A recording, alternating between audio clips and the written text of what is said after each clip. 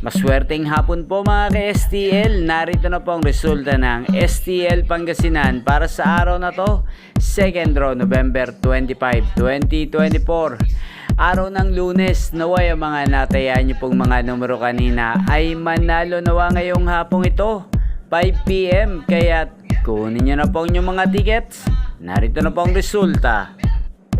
Ang mga nanalong numero sa STL Pangasinan ngayong hapong ito, November 25, 2024, 5 PM, second draw result, 24 at 15 in exact order. Sa lahat po ng tumaya kanina para sa second draw ng 24 at 15, congrats po sa inyo. Panalo po kayo. Again, 24 at 15. At shoutout po natin ngayong hapong ito sa STL Pangasinan si Kuya Francis. Kuya Francis ng Pangasinan, shoutout po sa iyo. Naway isa ka po sa manalo ngayong araw na to sa STL Pangasinan.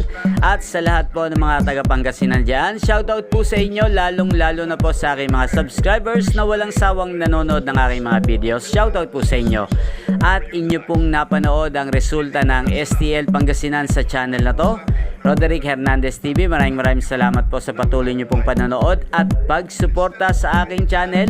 Huwag pong kalimutang mag-subscribe. Thank you for watching at magkita-kita pong muli tayo mamayang 8:45 ng gabi dito lamang po sa channel na to, Roderick Hernandez TV. Thank you for watching.